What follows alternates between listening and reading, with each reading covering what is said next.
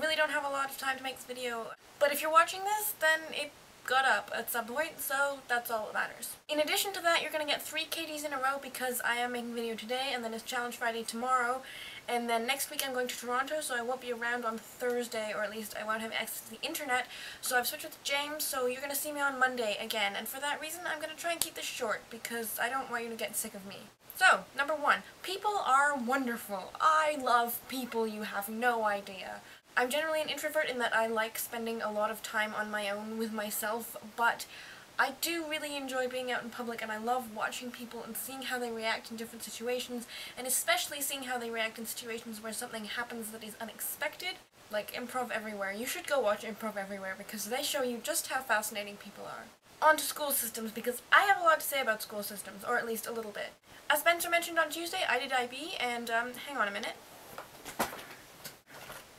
This thing is the result of 2 years very hard work, and I am really proud of it.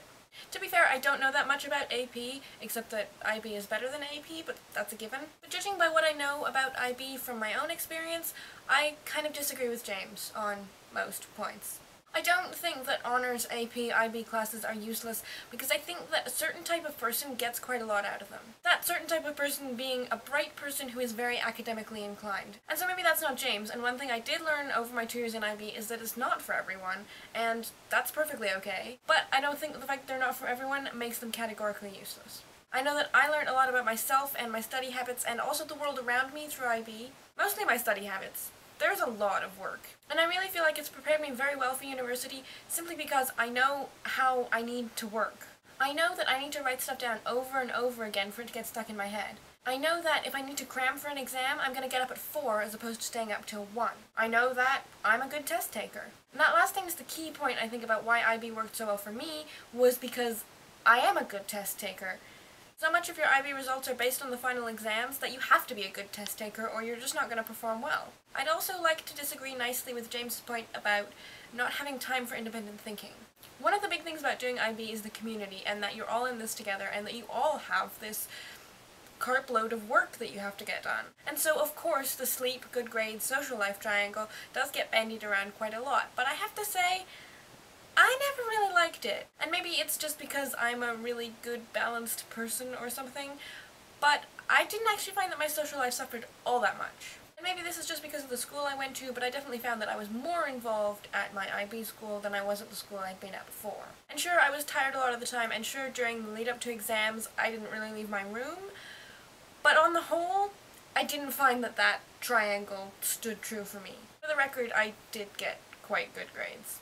So I think a lot of it is about time management, and I know teachers often put so much emphasis on this that at the end of it you're just like, don't talk to me about time management or I'll hit you over the head. But I do think it's true, and I think that a lot of people don't really recognize how important it is, or they think that they're above learning how to time manage properly when in fact they just don't know how and they suffer for it. Most of the people I knew in IB were really involved in their community and their sports teams and cultural activities, and they definitely had time to do all these things. Okay, maybe they didn't have as much time as they would have liked, but they definitely survived. And survived pretty well, and so I think that it's kind of not wimpy.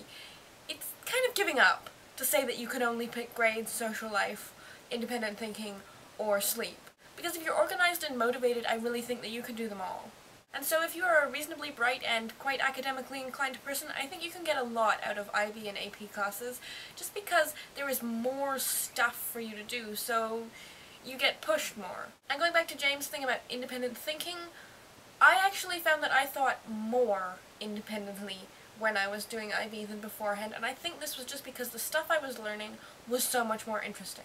Granted, I'm making this video 1 year after I finished IB, and so I haven't been in school for a whole year, and I have probably forgotten just how intense it gets, but I remember I did a lot of fun stuff that wasn't academic when I was at school, and so I still think I speak the truth. Oh, and one more thing for the record, I really like standardized tests. I find them amusing. I think that's all I have to say right now, and I'm gonna see you all again tomorrow, although that might be late too, because it's Canada Day tomorrow, so I'm gonna be out watching fireworks and stuff until late into the evening, but there will be a video, and it will be interesting, and it will be a Challenge Friday, so I will see you all again tomorrow. Goodbye.